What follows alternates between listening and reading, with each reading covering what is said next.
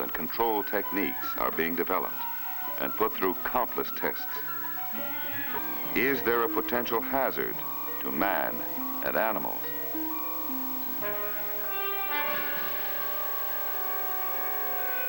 It takes years of research until a chemical meets rigid requirements of safety as well as effectiveness. Safety.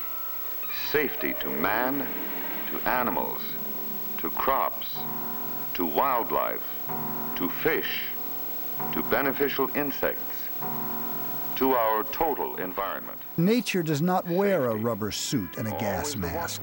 Neither do most Indian farmers. And all the protection in the world becomes irrelevant when the food we eat is poisoned. This film, more than half a century old, is strikingly modern in its belief in the need to subjugate nature to ensure human survival.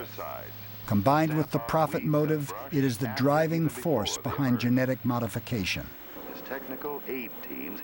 The further we move away from the growing of our food, the more we lose our understanding of what food actually is. Really, you are what you eat. That saying is quite true. And if we're eating, well, really deception, isn't it? We're growing food, but it's not from the real true qualities of the earth. And if you eat deception, you'll be deceptive towards others. If you eat untruth, you'll be untruthful. And we're putting our children at such a disadvantage, starting them off in life eating food that isn't true food. How can they grow into true moral people if the food is not supporting that? That's how I feel about it. Connect the agribusiness dots. Chemical farming demands expensive, escalating inputs. Promised benefits do not materialize. Families fall into the type of poverty that requires international aid, often in the form of the very grains and legumes they once grew successfully. Viewed cynically, it could be seen as the perfect business model. Build a market by creating a need that did not exist, and then expand that market until it wraps an entire nation in dependency. World hunger is not caused by food scarcity.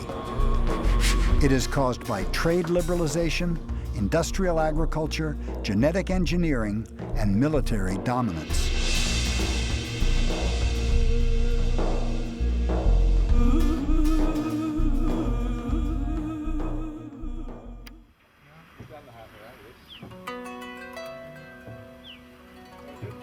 Such a way that as this air moved past, it's made a sound. It's kind of ooh, like sort of tone. And they knew this, of course, and so I suppose they knew how to build the right sort of sound forms, you know, to get that sound.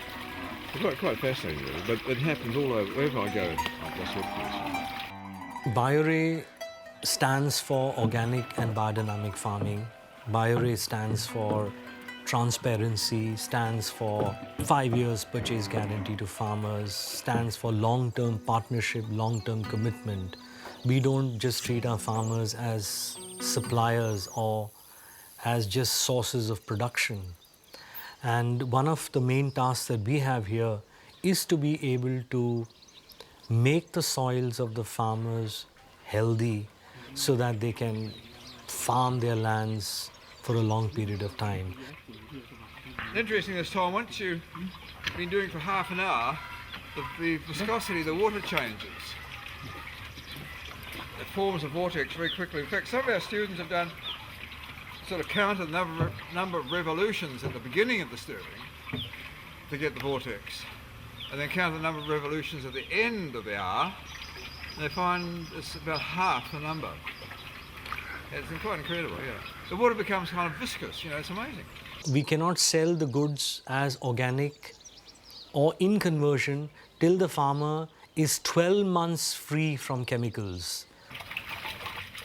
Okay, your turn. So what we are actually doing is that we are buying the first tier goods from the farmers, paying them 10% over the market price and selling those goods as conventional goods. And also, if there is a crop failure, for instance, our field staff can assess the situation, and the association is well within their mandate to consider remuneration or just a grant to the farmer just to make up his crop loss.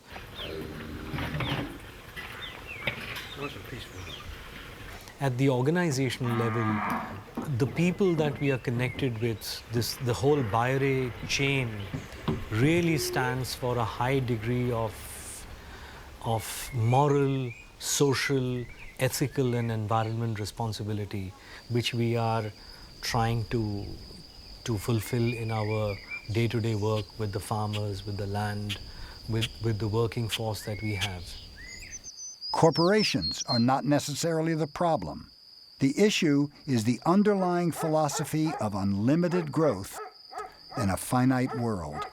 Coming to the issue of globalization without social responsibility, I think it would create very serious problems for farmers. And the Bayre model, I would say, is a kind of an alternative globalization where we are linking farmers to the consumers by the textile chain.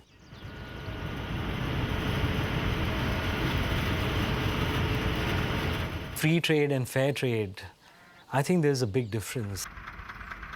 What the fair trade initiatives like Bayre, what we are really trying to do is that we are bringing the consumer and the whole production chain, the whole manner in which the product is made and the farmers, somehow we are linking them and bringing them closer.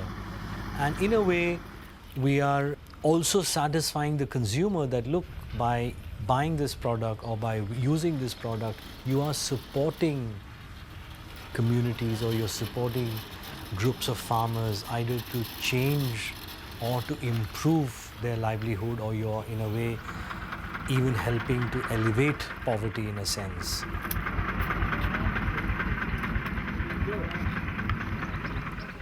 Free trade, I mean, one has no idea, what you're buying, where it's coming from, whether it's being made in China or India, what are the conditions in which it is being grown or manufactured. Some people are getting too many benefits out of the opening up of markets. And there are people who are working very hard at a very basic level who are somehow being left out. They are being ignored. They are not being able to get the actual benefits of globalization. We here are trying to bring things back to the roots, trying to bring things back, benefits back to the people who are actually doing major part of the producing of the product. If you look at textiles, there has been a huge movement in the world, there is the clean clothes campaign. It's, I think, a more social cleanup that is being talked about. All along the textile chain, there are no children working.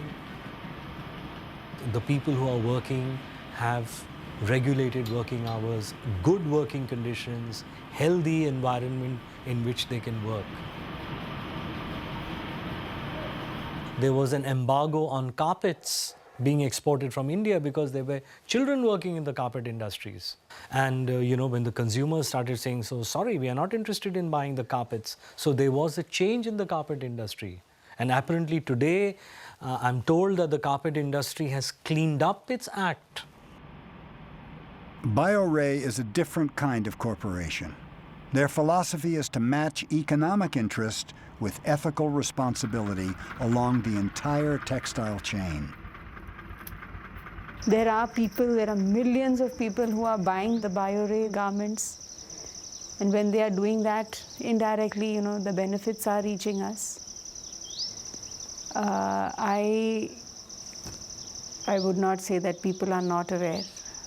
people are aware. And it is thanks to those people that a lot of the work is possible here also. You know, if you talk about moral responsibility and profit, I think, or I feel that they are not incompatible. I think they are compatible, very much compatible. And in a small way, you know, Biore is in a small way showing that it's possible that one can strengthen the other person and in the bargain also get something for yourself. I think we could just about stop. Just about start spraying.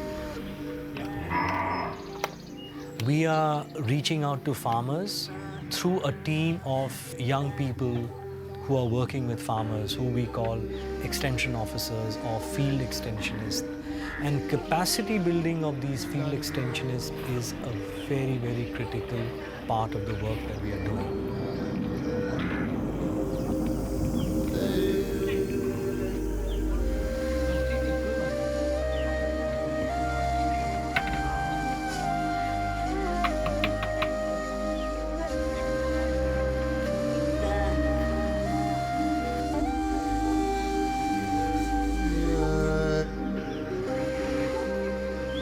In biodynamics, the flow of energy is reversed. It is a profound local alternative to the corporate model of globalization that is incapable of addressing the human need we all share for self-realization and self-determination.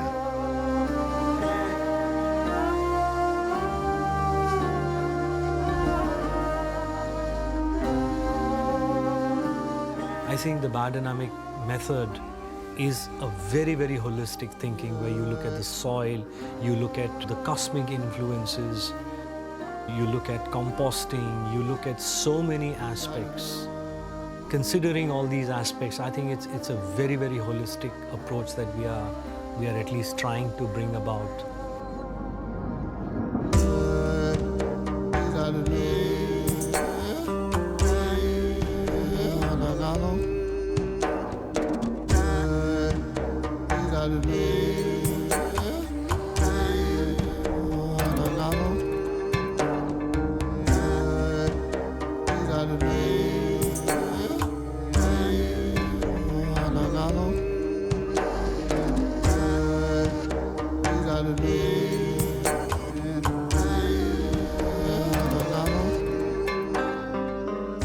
I think Peter has made a huge difference to the biodynamic movement in India because out of his commitment, out of his love, out of his zeal, his zest, his understanding, I think he has infused a lot of people who have come in contact with him, a lot of practitioners, a lot of farmers, in terms of spreading the knowledge, the method, the understanding, because it's no longer in the books, it's no longer at the Gothianum, for instance. It's now down here, very much localized to Indian conditions and for Indian farmers to adapt.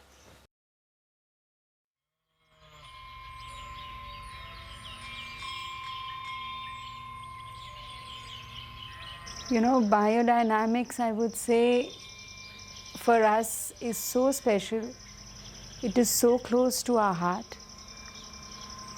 It is, sometimes I feel it is, it's too simple to be true. That we actually gain strength from the quality of the food, which actually reflects in our thinking and our thoughts. And that's the very, very important thing. Just come. Right, okay. Aha. Okay, I'll take a wee while. Steiner points out that the food actually helps you make moral decisions or moral thoughts. It's not just stuff to fill your stomach. It actually gives you a real quality of thought, and you realise that this is what the world is needing. It really is needing. And you see our leaders of countries, it's horrible what happens and the things that come surface. and you know jolly well it's because they're not thinking properly. And so Steiner points out that how important to have spiritual thoughts. Doesn't mean to say that you're holier than I and so on, but it's actually a world thought, a heart thought, respect and concern for other human beings. I think this relates to a respect for the land. It comes out of that. To people sitting on the other side who are watching this, I would like to say that you really, really can't imagine what it is to be on the other side, in this side of the production chain.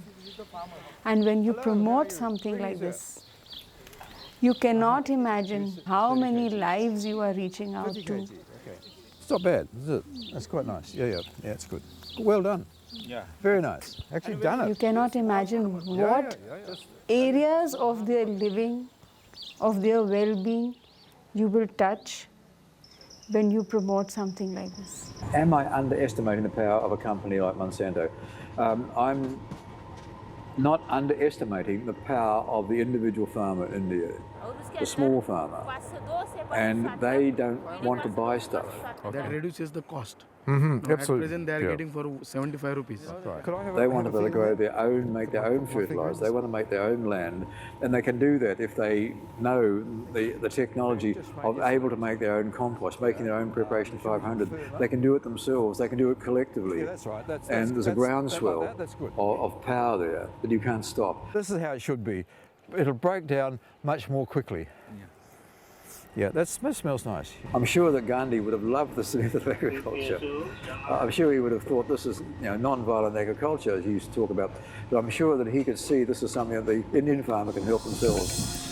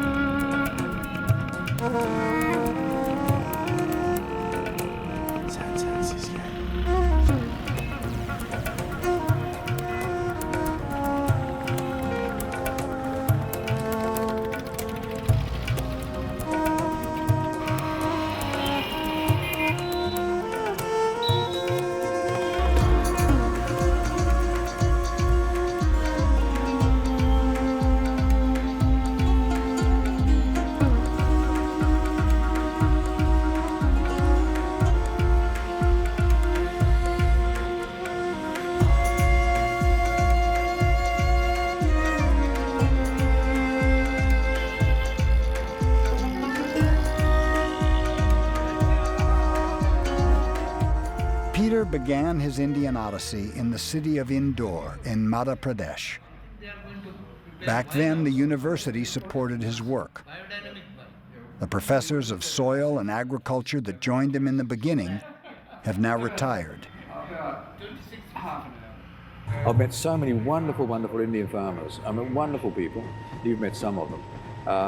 There's a lot more that you haven't met. And they're so compassionate, so appreciative, actually, of this knowledge. They actually sprayed a 500, they sprayed a 501, and the difference in the crop from the neighbours is amazing. I believe that India could be always the hope of the world, and that's basically why I've thrown my hat in the ring in India, because I realise this is one country where biodynamic agriculture could take on, and the Indian folk are the sort of kind of born teachers, and they can move out and they can go into right throughout India. They can go to neighbouring countries where a white face isn't appreciated, but the Indian face would be, and they can tell other countries what biodynamic agriculture is all about. I just feel there's a huge, huge possibility there. Biodynamic. In-house, biodynamic. Bio means wife. You must have a dynamic wife. Dynamic. So this to me is the power of the individual farmer. Grassroots revolution, if you like. It's not a green revolution, it's a grassroots revolution.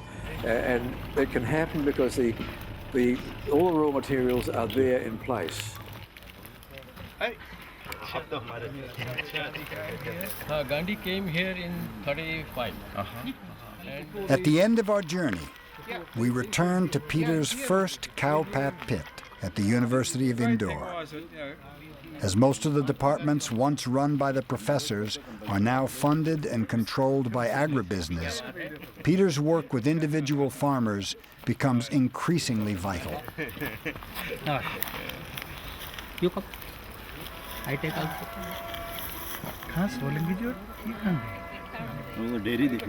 It was so hard. I didn't realise it was so hard. They had to dig the holes with a crowbar. It was bright yellow. And I thought, oh my God, we can't make 500 here. It's not going to work, you know. This bright man here said, you know why, Peter? We didn't put any water on it. We didn't shelter it. We didn't shade it. We'll do it again. And so we did the following October, and it turned out perfectly. I wonder what can bring an end to this whole structure that's really holding us back with the agribusiness, we'd call it, where it's all within a big financial economic framework, and that determines how we act. The simple answer, I suppose, is that for people to take the courage to say, I'm going to work with what I know is right. This is what Rudolf Steiner was absolutely adamant about. We are responsible for our own actions. We have to think in the right way. Unless we have the right food, we can't think properly.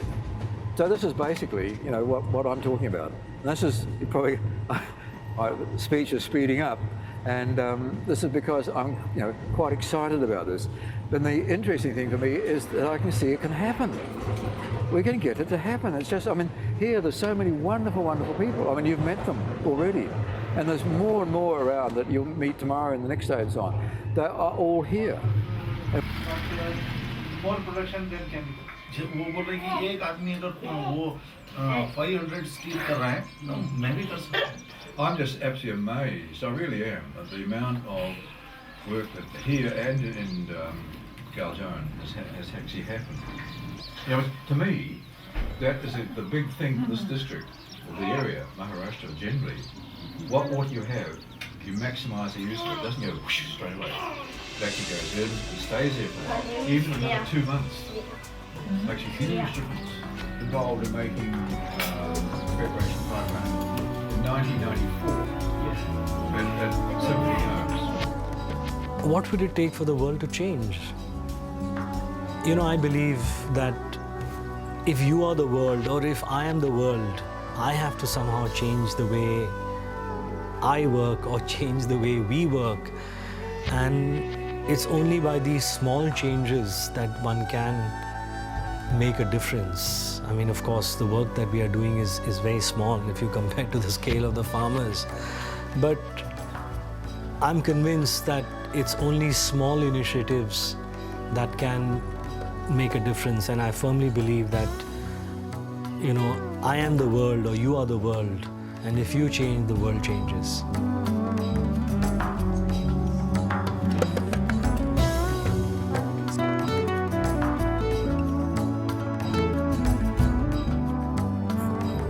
Sometimes I think, well, it's so easy. Please wake up, people. Please wake up. You know?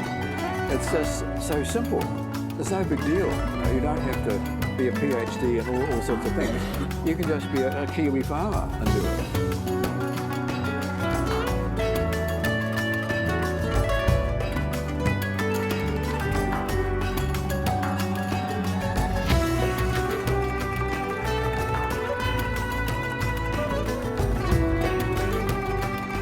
Peter and Rachel now live at the Bhaktivedanta Academy for Sustainable Integrated Living near Mysore on the banks of the Kaveri River.